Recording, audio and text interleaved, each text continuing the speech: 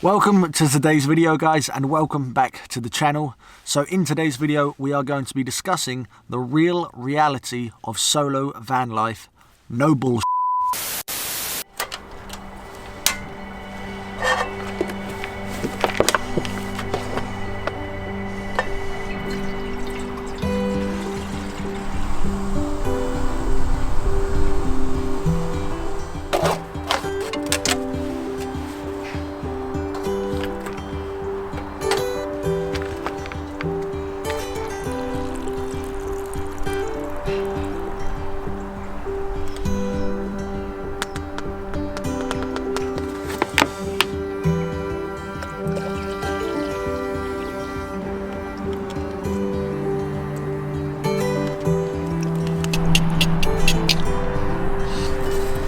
Hello? Hello?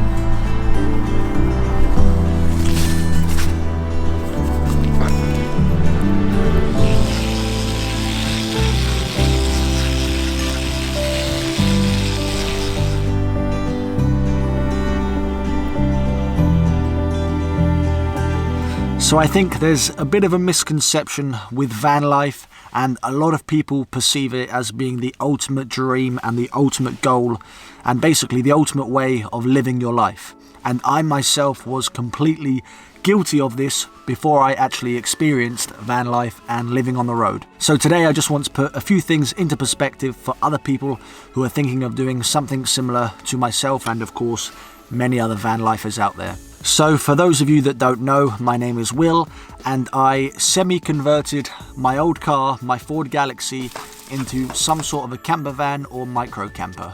I've been travelling around the UK for the last couple of months in this setup, in this car, and really absolutely loving it and enjoying myself. So I don't want people to think that I'm telling them van life is awful, because I'm not at all. I just want to make a real video, because there's a lot of other information and videos out there that people put online, and I don't think they show the real van life. So let's jump into it, and we're going to start with the most obvious, which is no, not every single day do you wake up to amazing, incredible mountain scenic nature views. A lot of the time you're parked up in places which are not scenic whatsoever, maybe in a town or a city, in a general car park. So half the time you're not actually in this picturesque landscape which social media can definitely make out it to be. A big factor for me doing this whole van life stuff in the UK is that our weather here isn't very consistent or reliable, which means I'm quite weather dependent. A lot of the times I'm actually spent inside here just avoiding the rain, the wind and the cold.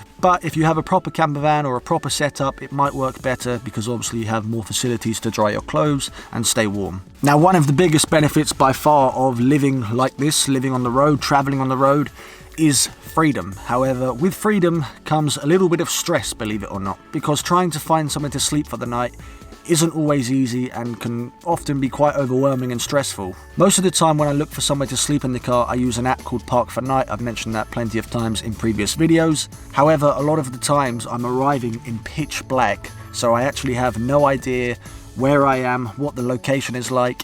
Is it safe? Are there shops nearby? Are there toilets and facilities like that? And to go along with sleeping, there's a few other factors that you need to keep in mind so that you have a good night's sleep. Most places you can't just park up and stop, otherwise you'll get a knock on the door and somebody will kick you off and tell you, you can't sleep here.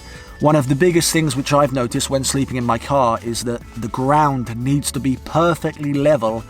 Otherwise, as soon as I get into bed, I can feel my head or my legs are sort of above one another, and then you wake up in the morning, your legs are numb, or you can feel all the blood has gone towards your head. So trying to find the perfect spot to sleep for the night isn't always easy and can take a bit of time. Another thing is safety. I myself have woken up many times in the middle of the night when I've camped in the middle of the forest in the car, and I've just woken up to heart palpitations because I can hear noises outside.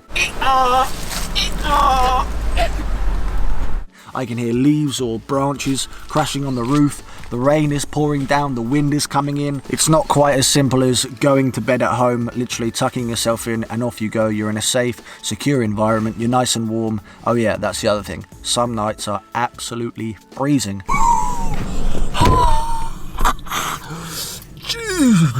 A lot of the times as well, when you're on the road or when you're sleeping somewhere, you won't have phone signal. Oh no, no, no, no, no. Maybe this isn't the best spot.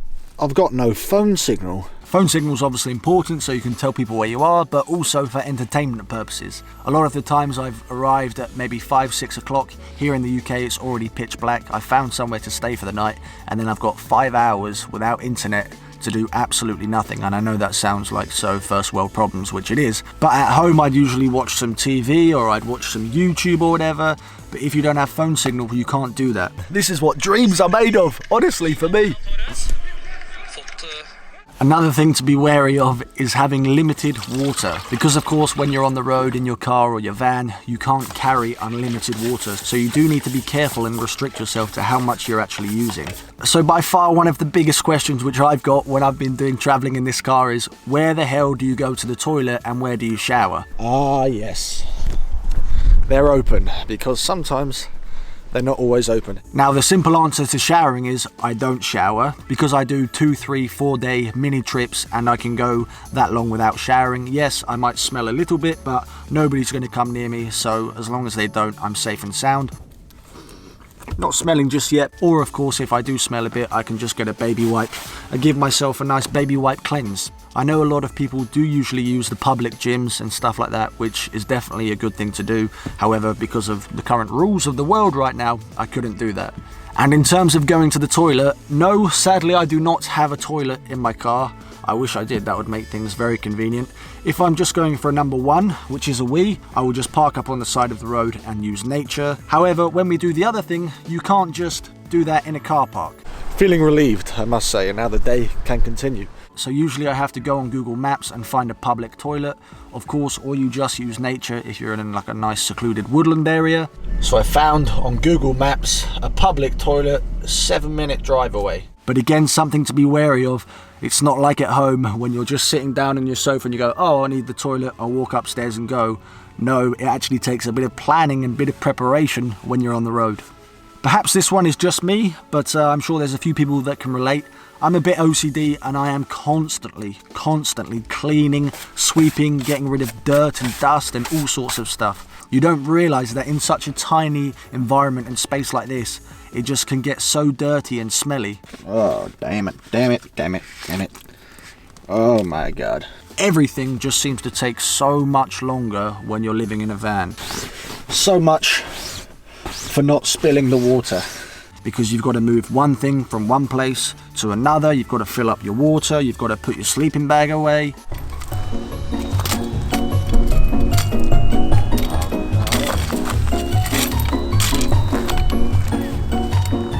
For me anyway, personally, I like to keep everything tidy and organised, otherwise my mind just can't relax. Another big factor for me, which I didn't realise, is doing solo van life can actually be quite lonely.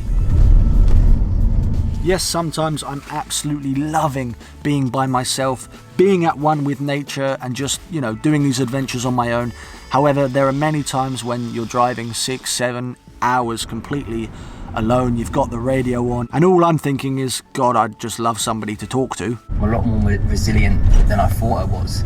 Self-belief starts to kick in. So obviously this completely depends on you as a person, you as an individual, your characteristics, your personality, how much do you actually enjoy being alone. Of course, loneliness is always a lot easier to deal with when you're seeing incredible views and mountains. It's not so fun, and it is down in the dumps when it's raining and cold and you're just miserable. So traveling in my car for the last couple of months has been absolutely awesome, and I've loved pretty much every moment. So if you are thinking of doing something similar to what I've been doing, then just bear all these things in mind. And I just wanted to make a video which wasn't any bullshit, just real talk about van life. Anyway guys, I hope you enjoyed this video. Hopefully I'll be back on the road very soon and I'll be able to share more mini adventures with you in this car. As always guys, thank you so much for watching, and I'll catch you in the next video.